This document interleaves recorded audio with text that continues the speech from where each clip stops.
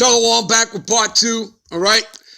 Let's continue where we left off. Again, I have seen servants upon horses, all right?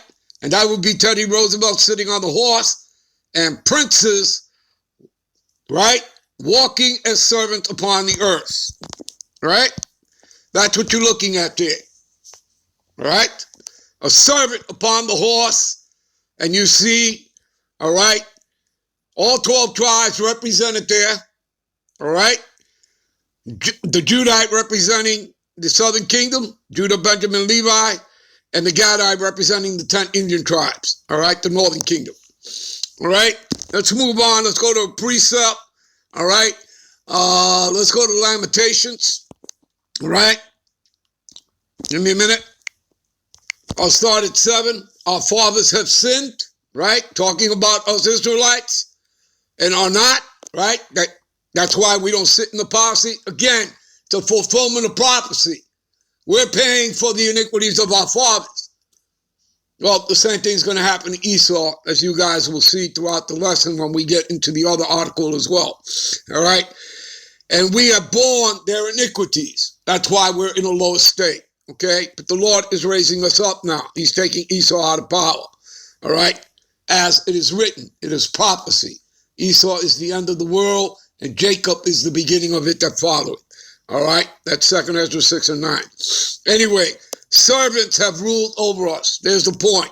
And there is none that deliver us out of their hand. Right? No man shall deliver you, as you read in Deuteronomy 28:68. All right? No man shall buy you, which gets into the word redeemed. And you were redeemed. But obviously not by a man. You were redeemed by Yahushua, Wahamashiach, Lord of Lords, King of Kings. Okay? And when he returns, he's not returning as a man. He's returning as an angelic power, as an angelic force, as you read in Isaiah 47 and 3. Okay? All right. Let's give you further understanding how this man is sitting on his high horse, all right, over the Israelites. Let's go to Isaiah 14, all right? Isaiah 14 and 13, all right? But I'll start at 12, okay? But I'll start at 12. How art thou fallen from heaven, O Lucifer? Lucifer is not talking about the spiritual entity Satan. It's talking about the light bearers on the left-hand side. That would be the Illuminati. The left-hand side priesthood. All right? Your Rothschilds, your Oppenheimers, your Rockefellers. All right? The international banking family. That's your cabal, your shadow government. That's who it's talking about. They're Luciferians. They're Satanists. They're the ones that claim to have the light. Yeah, they have the false light. Okay? But those of us in this truth, okay, we are also light bearers, but we're the light bearers on the right-hand side of the Yahushua. We have the true light. Okay? We have the scriptures. We have the testimony. We're giving the truth. Okay? That's why the Lord set us up from our elders on down. So how art thou fallen from heaven, meaning falling from power, O Lucifer? And that's what you're witnessing. You're witnessing Esau falling out of power. The Lord taking him out of power. All right? This links up with Luke, I believe, 10 and 18. And I saw Satan fall as lightning. And again, Satan simply means adversary. That's what Esau represents. He's the dragon, the old serpent, which is the devil and Satan. And yes, devil means deceiver, false accuser, slanderer. And it's talking about man. So it's talking about Esau, who plays the part of the devil. Okay? This you read in the Blue Letter or the Bible Concordance. It gives you all that. Who is opposed to the Most High.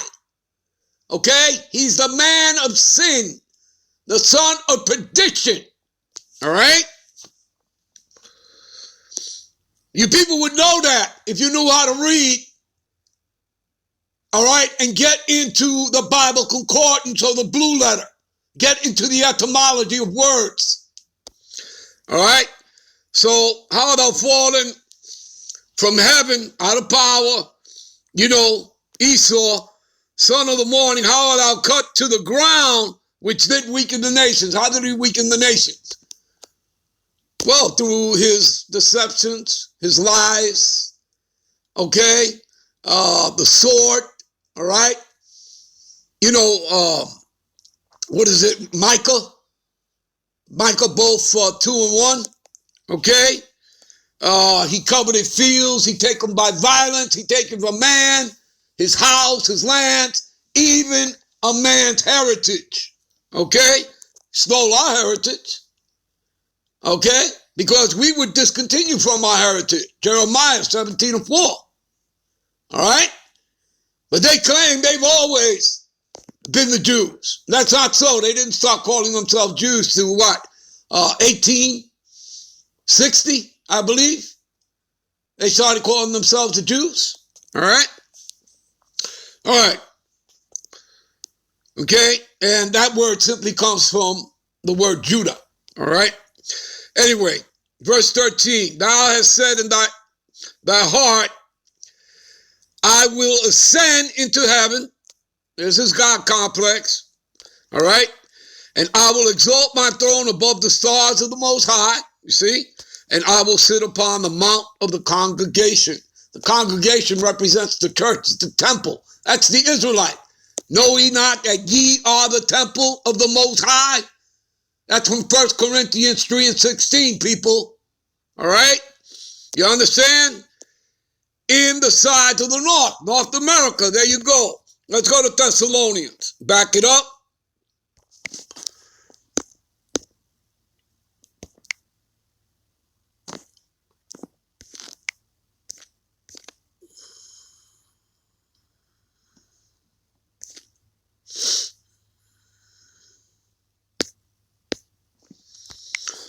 Second Thessalonians 2 and 4. All right?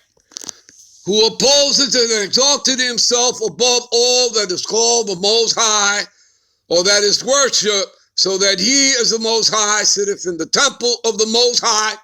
See? He sitteth over the congregation. See, he's on his high horse. Do you understand, people? All right? I mean, it's in your face. It's telling you everything right here in the scriptures. All right? So that he, as the Most High, sitteth in the temple, right, over the congregation, which is the church, which are you Israelites. You are the church, the congregation, you are the temple, all right, of the Most High, showing himself that he is the Most High. Is that not what this picture shows? Huh? Is that not what that symbolism, that statue of Theodore Roosevelt being on the horse representing power? Is that not what that shows? Yes, it is. All right? Let's move on. All right? Let's move on. Let's go to Genesis. Give me a minute. This is Genesis 27:37. All right? And this is going to show you that Esau is a servant. All right? And this is all according to prophecy. All right? All right? And Isaac answered and said unto Esau, Edom, the white man, behold, I have made him thy Lord. Made who? Jacob, his brother. And remember, when you go back to Genesis, the 25th chapter, it will tell you that the elder must serve the younger. Who came out first? Esau, Edom. The white man came out red as a hairy garment. And they named him Isashua, all right?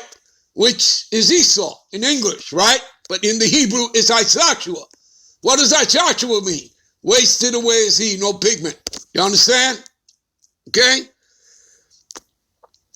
And prior to him being born, everybody was pigmented on the earth, all right? So, and Isaac answered and said unto Esau, behold, I have made him thy Lord.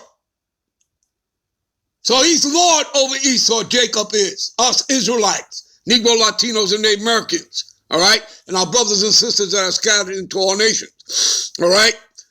And all his brethren, see, have I given him for servants. You see that? We're going to back this up in a minute with the actual birthright.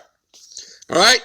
And with the corn and the wine have I sustained him, and what shall I do now unto thee, my son? Anyway, let's go right to the point here. All right? This is, again, our birthright. All right? That Isaac gave on to our forefather Jacob. All right? Who was the progenitor of the 12 tribes. He had the 12 sons. All right? Therefore, God give thee the dew of heaven and the fatness of the earth and plenty of corn and wine. Let the people serve thee and nations bow down to thee. Be Lord over thy brethren, and let thy mother's sons, and remember there's only Jacob and Esau here, which means what? Esau, right? Thy mother's sons bow down to thee. So Esau has to bow down to us. You see, and the elites know that. They know that, you know, this would only be a temporary kingdom. Them coming back for a third and final, run, all right, at rulership, because they ruled as calling themselves the Greeks, morphing into the Roman Empire, the fourth and final beast. And then they were put down for 1,000 years, as you read in Revelations, the 20th chapter, but that they would have to come back into power after 1,000 years. During the 1,000 years, us Israelites ruled. It was called the Dark Ages by Esau, but we ruled, and then Esau would come back into power again for a third and final time for a short little season. And now we're at the end of that short little season. All right? So, the kingdom is getting ready to come in, people.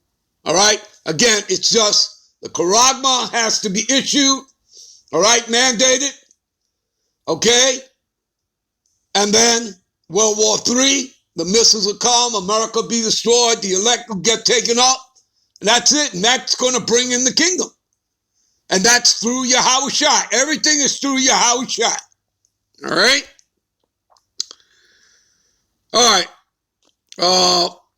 So, and cursed be everyone that curseth thee, and blessed be he that blesseth thee. All right?